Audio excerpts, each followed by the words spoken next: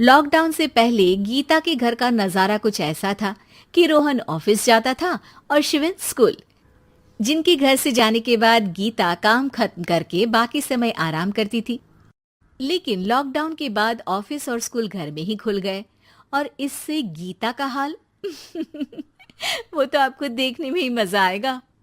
शिविन, ओ शिविन, महाराज उठने के लिए क्या 21 तोपों की सलामी लेंगे? अरे बिस्तर से बाहर निकल, ऑनलाइन क्लास स्टार्ट होने वाली है। अरे तुम भी हद करती हो, स्पीकर की तरह चिल्लाने की क्या जरूरत है? दिख नहीं रहा मेरी कॉन्फ्रेंस चल रही है।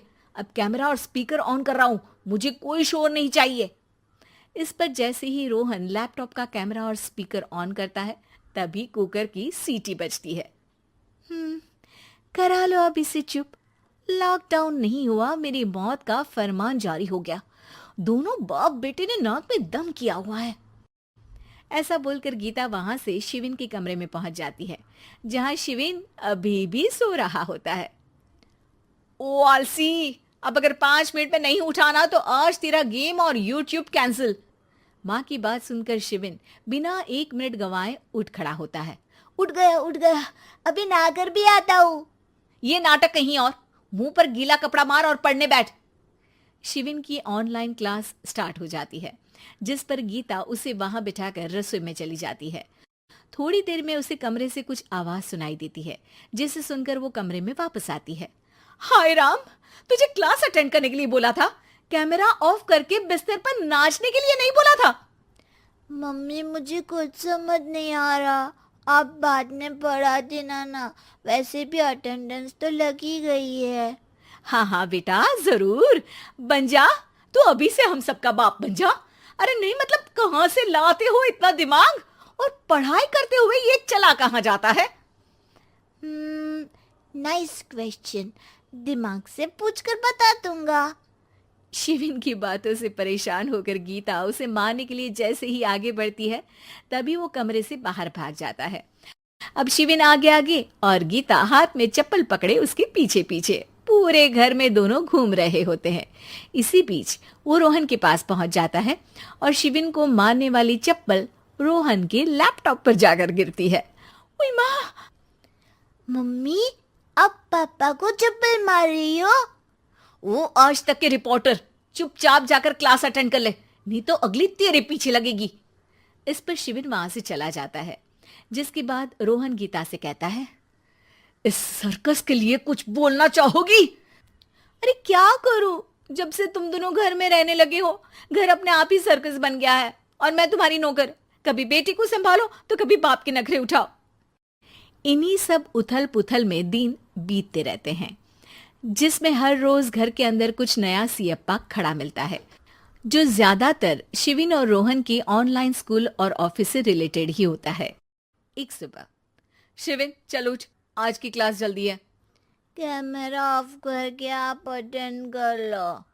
अरे ऐसे छित्तर पड़ेंगे, दादी नानी सब एक साथ याद आ जाएंगी। गीता की लाख मशक्कतों के बाद क्लास तो खत्म हो जाती है, लेकिन उसके बाद शिविन फोन इस्तेमाल करते हुए इंस्टाग्राम रील बनाने लगता है। रसोड़े में कौन था? तुम थी, मैं थी, कौन था? कौन था? हाँ, मैं गरीब हूँ, मैं गरीब हूँ। अरे ओ गरीब के बेटे, आजा, मैं बनाती हूँ तुझे गरीब। मैं बताती हूँ रसोड़े में कौन था। पढ़ाई करने बोलो तो इनकी माँ मर जाती है, और ये पागलपंतियां जितनी मर्जी करा लो। गीता शिविन को डांट रही होती है, तभी रोहन बीच में बोल पड़ता है। अरे बच्चा ही तो है, इतना गुस्सा क्यों कर रही हो? बेटे का साथ देने की इसी एक कोशिश में अब शिविन के साथ साथ रोहन भी गीता के गुस्से की सूली पर चढ़ जाता है। अगर बेटे पर इतना ही प्यार आ रहा है तो इसे क्लास अटेंड क्यों नहीं कराते, इसका होमवर्क क्यों नहीं कराते? उस समय तो बहुत जल्दी मीटिंग आ जाती है, वो काम मैं करूं और यहाँ इस बेफिजुली की चीज में तरफदारी करके बन जाओ महान।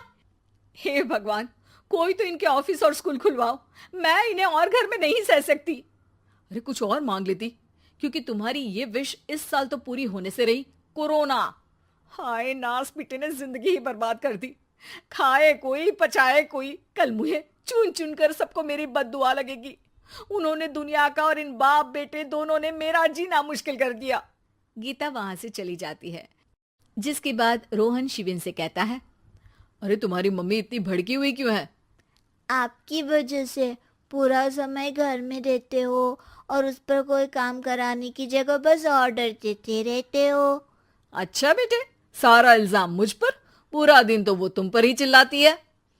हाँ, मतलब दोनों का 50-50 है, कुछ करना पड़ेगा। वो कहते ना, make the best out of worst. I have an idea.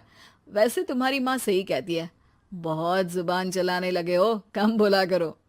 अगली सुबह रोहन और शिवेन अपनी गलती को सुधारने के लिए गीता के उठने से पहले घर का आधा काम खत्म कर देते हैं, जिसे देखकर गीता खुश हो जाती है और फिर बाकी बचा काम वो तीनों मिलकर पूरा कर लेते हैं। जिसके बाद अब वो सब मिल बांट कर हर काम में एक दूसरे की मदद करते हुए